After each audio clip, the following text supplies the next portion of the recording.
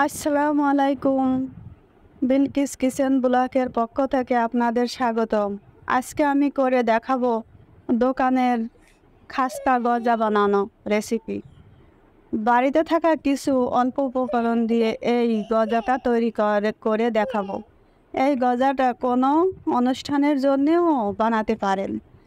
এই গজাটা কিন্তু বোতলে ভরে অনেক দিন খেতে পারেন, আর এটা বাচ্চাদের খুবই পছন্দ। আশা করি এই রেসিপিটা আপনাদের ভালো লাগবে।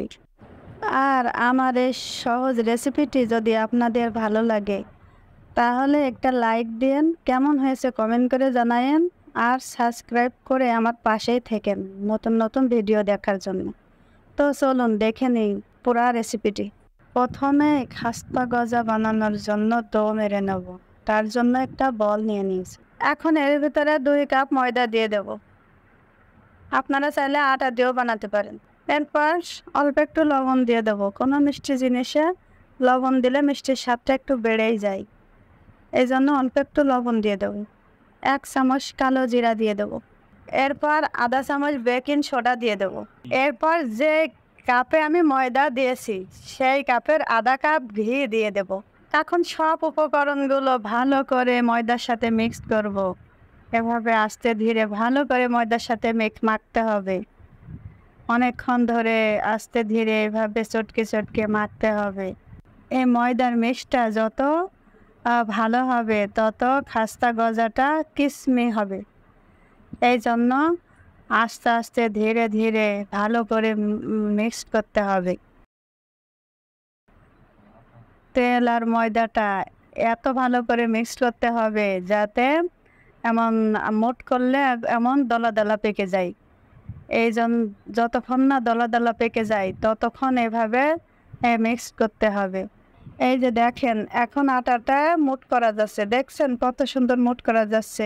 এখন আটাটা মিক্স করা হয়ে গেছে। এ পর্যায়ে আমি অল্প অল্প নর্মাল পানি দিয়ে ডো মেরে নেব। একবারে পানি দেওয়া যাবে না। এই আটাটা একবারে পানি দিলে বেশি পাতলা হয়ে যেতে পারে। এই আটাটা কিন্তু সাধারণ রুটি কিংবা পরোটার থেকে একটু শক্ত হবে। এই জন্য এই আটাটা অল্প অল্প করে পানি দিয়ে ডো মেরে নিতে হবে। এই জন্য এটা আস্তে ধীরে সময় নিয়ে ডোটা মারতে হবে। ডোটা যদি ভালো না হয় তাহলে এই খাস্তা গজাটা কিন্তু ভালো হবে না। এই জন্য আটাটাই মেন, আটাটাই ভালো করে ডো মেরে নিতে হবে। এখন এখন আমার ডো মারা হয়ে গেছে। এখন 10 মিনিটের জন্য রেস্টে রেখে দেবো। এরই মাঝে চুলায় চলে যাব চিনি শিরা করার জন্য। চিনি শিরার জন্য আমি 2 কাপ চিনি দিয়ে দেব। 2 কাপ চিনির জন্য 1 কাপ পানি দিয়ে দেব।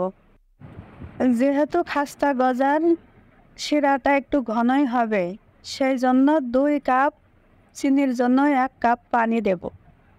এখন চুলোটা ধরিয়ে দেব, দিয়ে একটু নাড়াচাড়া করে দেব। ফুটে ওঠা পর্যন্ত এভাবে জ্বালাতে থাকবে। এ পর্যায়ে চিনি গলে গেছে। 1 চামচ কেওড়া জল দেব সুগন্ধি আসার জন্য, আর 1 চামচ ভিনেগার দেব চিনিটা যাতে দলা বেঁধে না যায়। এরপর অল্প একটু ফুড কালার দিয়ে দেব কালার আসার জন্য। আপনারা চাইলে ফুড কালার নাও দিতে পারেন। আমি অল্প একটু ফুড কালার দিয়ে দিয়েছি চিনির শিরার ভিতরে। দিয়ে 1-2 মিনিট জ্বালাবো। যেই বলকটা আসবে হাত দিয়ে দেখব, হাতে যদি এরকম চিটচিটে হয়ে যায় তাহলে নামিয়ে ফেলবো। হ্যাঁ, যে এখন চিনির শিরাটা হয়ে গেছে, যে হাতে চিটচিটে লেগে যাচ্ছে। এখন চিনির শিরাটা নামাই রাখবো। সেই আটায় চলে যাব। আটা আমি 10 মিনিট রেস্টে রাখছিলাম। এখন সেই আটাটা একটু মুঠে নেব। আটাটা ভালো করে মুঠে নেব। এই যে এভাবে কয়েকবার ভালো করে মুঠে নেওয়ার পরে হাত দিয়ে এভাবে চারিপাশে ছড়িয়ে নেব। এই যে এভাবে আস্তে আস্তে চারিপাশে ছড়িয়ে নেব। নিয়ে বেলুন দিয়ে চারিপাশটা ভালো করে বেলে নেব। কোনো এক্সট্রা ময়দা দিতে হবে না। এই আটাটা এমনিতেই এভাবে বেলে নিতে হবে। আস্তে ধীরে এভাবে বলতে হবে। হ্যাঁ, যে এভাবে বলে নিতে হবে।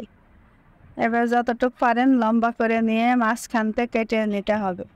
এই যে মাঝখানতে এভাবে কেটে নিয়ে একটা আরেকটার উপরে লাগাই দিতে হবে, দিয়ে এভাবে আবার চারিপাশটা হাত দিয়ে এরকম করে এঁটে এঁটে দিতে হবে, দিয়ে আবার একটু বড় করতে হবে। এই যে এইভাবে হাত দিয়ে এমন করে লাগাই বড় করতে হবে।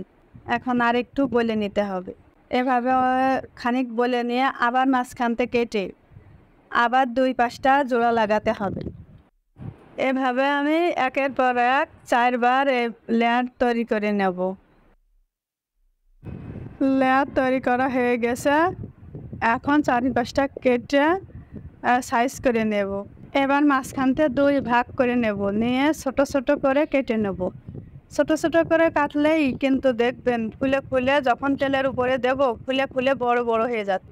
এই জন্য আমি ছোট করে কেটে নিচ্ছি। আপনারা চাইলে আরও ছোট কিংবা আরও বড় করে কেটে নিতে পারেন, কিন্তু আমি দেখেন এই সাইজই করে নিচ্ছি, একবারে ছোট ছোট করে নিচ্ছি। এখন সব গজার শেপগুলো দেওয়া হয়ে গেছে, এখন ভেজে নেব। এর জন্য চুলায় তেল বসিয়ে দিয়েছি, তেলটা হালকা গরম হলেই গজাগুলো দিয়ে দেব। তেলটা কিন্তু বেশি গরম করলে হবে না, তেলটা হালকা গরম হলেই দিয়ে দিতে হবে, তা না হলে গজাটা ঠিক মতো হবে না। এই জন্য তেলটা হালকা গরমের ভিতরেই দিয়ে দেব। তেলটা যদি বেশি গরম হয়ে যায় তাহলে উপরে কালার চলে আসবে, কিন্তু ভিতরটা কাঁচা থাকবে। এই জন্য হালকা গরম হলেই গজাগুলো আমি দিয়ে দেব। দিয়ে এভাবে কড়াইটা একটু নাড়াচাড়া করে দেব। এটা হাতা দিয়ে নাড়াচাড়া করা যাবে না, তাহলে ভেঙে যেতে পারে। এই জন্য কড়া ধরে একটু নাড়াচাড়া করে দেব। এ পর্যায়ে চুলার আঁচটা মিডিয়াম রাখতে হবে। তারপরে যখন গজাগুলো উপরে ভেসে উঠবে তখন চুলোর জাল বাড়িয়ে দিতে হবে, দিয়ে ভালো করে ভেজে নিতে হবে। এখন গজাগুলো সব উপরে উঠে এসেছে। এ পর্যায়ে চুলোর জাল বাড়িয়ে দিয়ে গজাগুলো ভালো করে আমি ভেজে নেব। গজাগুলো ব্রাউন কিংবা গোল্ডেন কালার পর্যন্ত আমি ভেজে নেব। এখন ভাজা হয়ে গেছে, আর সব গজাগুলো আমি উঠায়ে নেব। একইভাবে আমি সব গজাগুলো ভেজে নেব। এখন সব গজাগুলো আমার ভাজা হয়ে গেছে। আগে যে চিনির শিরাটা বানিয়ে রাখছিলাম, চিনির শিরাটা কিন্তু ঠান্ডা হয়ে গেছে। চিনির শিরাটা ঠান্ডার ভিতরেই দিতে হবে, আর গজাটা একটু একটু গরম রাখতে হবে। রেখে হালকা হালকা গরম গজা এবং চিনির শিরাটা একবারে ঠান্ডা, এভাবে চিনির শিরার মধ্যে গজাগুলো দিতে হবে। এভাবে 4 মিনিট এক পাশ চিনির শিরার মধ্যে রাখতে হবে। 4 মিনিট পর উল্টিয়ে অপর পিস আরও 4 মিনিট রাখতে হবে।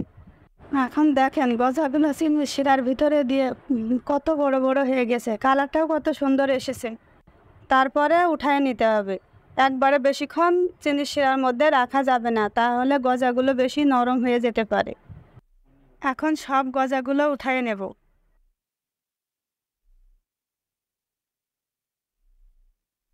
দেখেন গজাগুলো কত সুন্দর হয়েছে, একবারে দোকানের মতো দেখতে, কত আকর্ষণ দেখা যাচ্ছে। এখন একটা ভেঙে দেখাবো। এই যে দেখেন উপরে যেমন সুন্দর, ভিতরেও দেখেন রসে টলমল, কত সুন্দর। ভিতরটা অত ভালো হয়েছে। উপরটা যেমন রসে টলমল করছে, ভিতরটা এমন রসে টলমল করছে। দেখেন এই যে, এটা দেখতে যেমন সুন্দর, খেতেও অত সুস্বাদু। আজকের মতো এখানে শেষ করছি। আল্লাহ হাফেজ।